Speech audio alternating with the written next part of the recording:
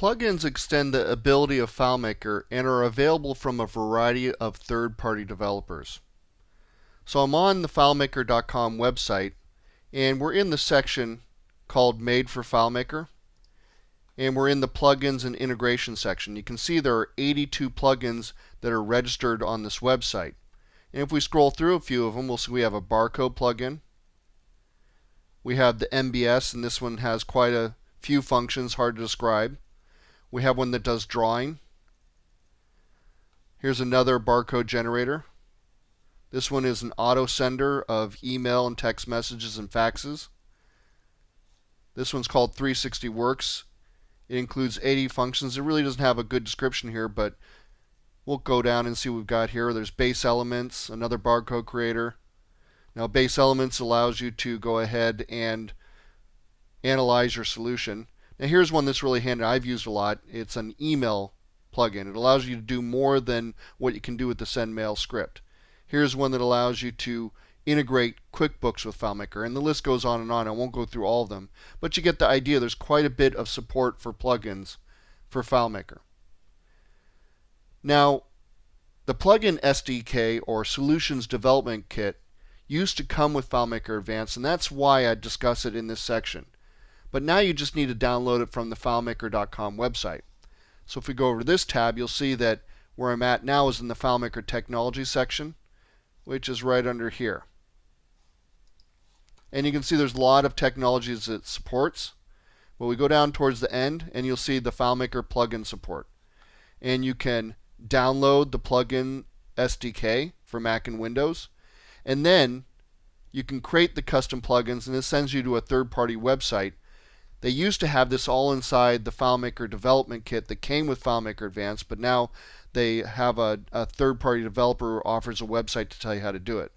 So again, that's why we have all this in this FileMaker Advanced section. I just have never moved it. And it's really an advanced feature anyhow. It's something that you need to know C++ in order to make yourself a plugin for FileMaker. Whatever idea you might have. You might want to just really just use them. Most people just use them and install them and work with them on their solutions. Now, let's go ahead and see what we're going to do. We're going to work with the plugin briefly, not extensively, because that's really not my point, is just to introduce you to plugins and know that they're out there and give you the basic idea of how you interface with them. But we're going to go to this plugin right here called the FileManipulator. And you can read all about it down here, but basically what it allows you to do is control your system software. You can create folders, delete files, add files, all kinds of things. We're not going to do anything that extensive, but that's the idea behind it.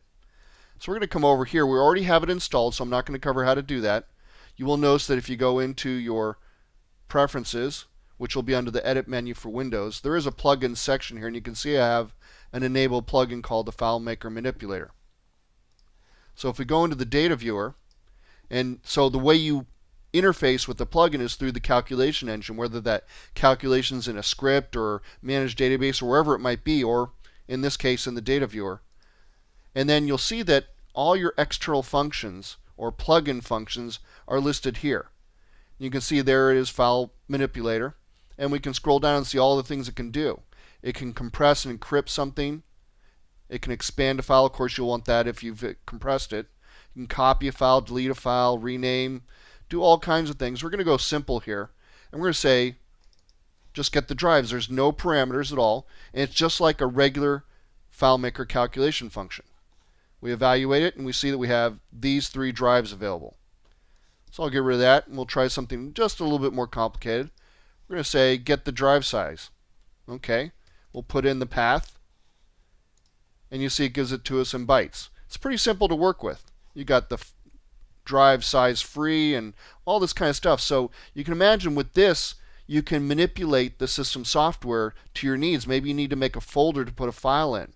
You're generating a PDF. Who knows what? A pretty handy little plugin. But that's all we're going to do with it. We're just showing you it's actually really easy if you just want to use a plugin. And so all you have to do is say, okay, well, does FileMaker do this? Does it or doesn't it?